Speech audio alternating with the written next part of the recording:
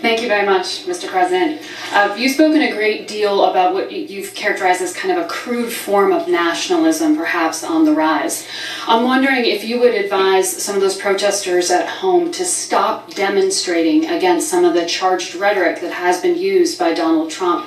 And I'm wondering as well if you've advised your successor to be extra mindful of what you see as some very worrisome trends, particularly when it comes to making his own potentially powerful staff picks.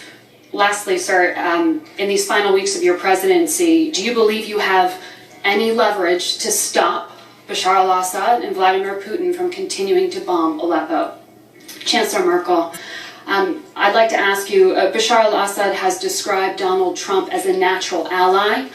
Your own foreign minister has described Donald Trump as a preacher of hate. I'm wondering, would you tell Americans that they now have a perception problem?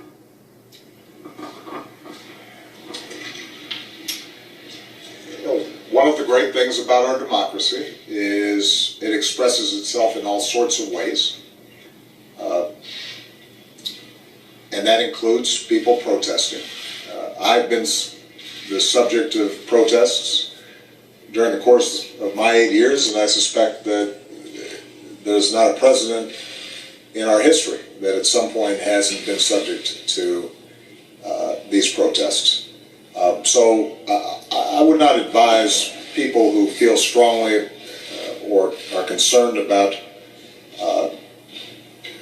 some of the issues that have been raised during the course of the campaign. I wouldn't advise them to be silent. What I would advise, what I advised before the election and what I will continue to advise after the election, is that elections matter, voting matters, organizing matters, being informed on the issues matter. And what I consistently say to young people, I say it in the United States, but I'll say it here in Germany and across Europe, do not take for granted our systems of government and our way of life. I think there is a tendency, because we have lived in an era that has been largely stable and peaceful, at least in advanced countries, where living standards have generally gone up, there is a tendency, I think, to assume that that's always the case. And it's not. Democracy is hard work. In the United States, if 43% of eligible voters do not vote, then democracy is weakened. If we are not serious about facts and what's true and what's not, and particularly in an age of social media where so many people are getting their information in sound bites and snippets off their phones, if we can't discriminate between serious arguments and propaganda, then we have problems. If people, whether they are conservative or liberal, left or right, are unwilling to compromise and engage in the democratic process and are taking absolutist views and demonizing opponents, then democracy will break down. And so I think my most important advice is to understand what are the foundations of a healthy democracy, and how we have to engage in citizenship continuously. Not just when something upsets us, not just when there's an election or when an issue pops up for a few weeks. It's hard work.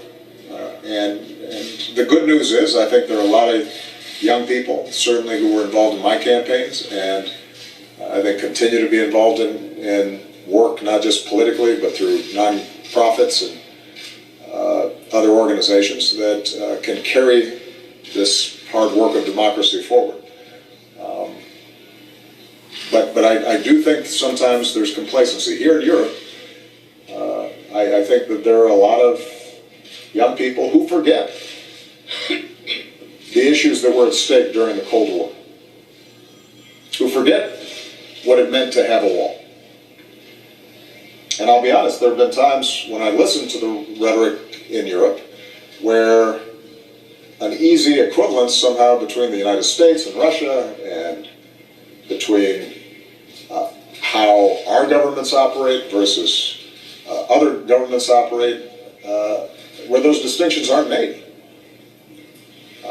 I've said many times around the world that like any government, like any country, like any set of human institutions, we have our flaws. We've operated imperfectly. There are times when we've made mistakes. There are times where I've made mistakes or our administration hasn't always aligned ourselves with the values that we need to align ourselves with. It's a work of constant improvement. But I can say to the German people that the United States has been good for Germany, has looked out for Germany, has provided security for Germany, has helped to rebuild Germany and unify Germany. And I can say across Europe that many principles that have been taken for granted here around free speech and around civil liberties and an independent judiciary and fighting corruption, those are principles that, not perfectly, but generally, we have tried to apply not just in our own country, but also with respect to our foreign policy. And that should be remembered. Because in an age where there's so much active misinformation, and it's packaged very well, and it looks the same when you see it on a Facebook page or you turn on your television, where some over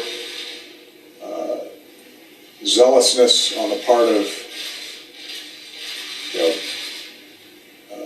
a U.S. official is equated with constant and severe repression elsewhere. If everything seems to be the same and no distinctions are made, then we won't know what to protect. We won't know what to fight for. We can lose so much of what we've gained in terms of the kind of democratic freedoms and market-based economies and prosperity that we've come to take for granted. That was a long answer, wasn't it? I don't remember if there was a second part to it. I got all caught up in that one.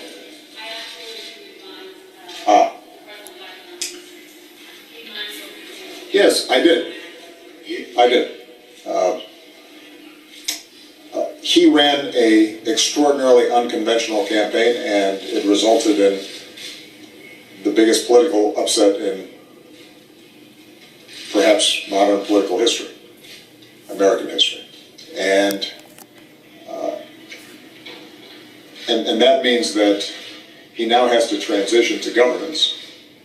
And what I said to him was that what may work in generating enthusiasm or passion during elections may be different than what will work in terms of unifying the country and gaining the trust even of those who didn't support him. And he's indicated his willingness his understanding of that, but you're absolutely right that has to reflect itself not only in the things he says, but also how he fills out his administration. And my hope is that that's something that he is thinking about. Because not only is the President of the United States somebody that the entire country looks to for direction, but sets the agenda internationally in a lot of ways. With respect to Syria,